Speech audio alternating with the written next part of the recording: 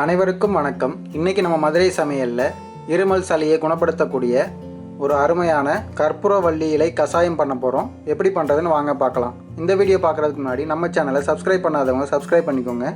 பக்கத்தில் இருக்க பெல் ஐக்கானை கிளிக் பண்ணி ஆல் செலக்ட் பண்ணிக்கோங்க. அப்போ தான் நாங்கள் போடுற வீடியோ உங்களுக்கு உடனே நோட்டிஃபிகேஷன் வரும்.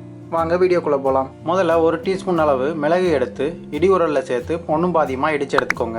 அடுத்ததாக அது கூடயே ஒரு டீஸ்பூன் அளவு வரமல்லி சேர்த்து அதையும் ஒன்றும் பாதியமாக இடித்து எடுத்துக்கோங்க. அடுத்து இடித்த மிளகையும் வரமல்லியும் ஒரு கிணத்துல தனியாக எடுத்து வச்சுக்கோங்க. அடுத்து அதுலேயே ஒரு சின்ன துண்டு இஞ்சி சேர்த்து அதையும் இடித்து தனியாக எடுத்து வச்சுக்கோங்க. அடுத்ததாக ஒரு கிண்ணத்தில் 4 டம்ளர் அளவு தண்ணி சேர்த்துக்கோங்க.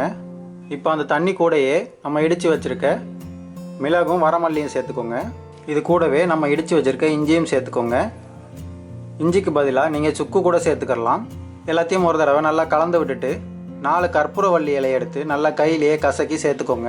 கற்பூரவள்ளி இலை சேர்த்துட்டு நல்லா ஒரு தடவை கலந்து விட்டுட்டு நல்லா கொதிக்க விடுங்க.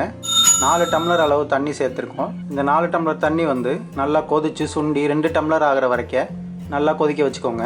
நல்லா 2 டம்ளர் அளவுக்கு கொதித்து நல்லா சுண்டி வந்ததுக்கப்புறமா அப்படியே எடுத்து சுட சுட நீங்கள் பெரியவங்களுக்கு கொடுக்கலாம். சின்ன குழந்தைங்களுக்கு கொடுக்கும் போது நீங்கள் இது கூட பனங்கற்கண்டு சேர்த்து கொடுத்தீங்கன்னா சின்ன குழந்தைங்களும் குடிச்சிக்கிடுவாங்க. இப்போ நல்லா கொதித்து 2 கிளாஸ் அளவுக்கு கஷாயம் வந்ததுக்கப்புறமா எடுத்து வடிகட்டி எடுத்துக்கோங்க. வடிகட்டி எடுத்து அப்படியே ஒரு கிளாஸில் நீங்கள் சர்வ் பண்ணலாம். இந்த கஷாயத்தை நாள்பட இருமல் சளி இருக்கவங்களுக்கு தொடர்ந்து 3 நாள்கள் கொடுத்தீங்கனாலே போதும், எல்லாமே சரியாயிரும். நீங்களும் உங்கள் வீட்டில் இதே மாதிரி ட்ரை பண்ணி பாருங்கள். இந்த வீடியோ பிடிச்சா லைக் பண்ணுங்கள், கமெண்ட் பண்ணுங்கள், ஷேர் பண்ணுங்கள். மறக்காமல் மதுரை சமையல் சேனலை சப்ஸ்கிரைப் பண்ணுங்கள். தேங்க்யூ.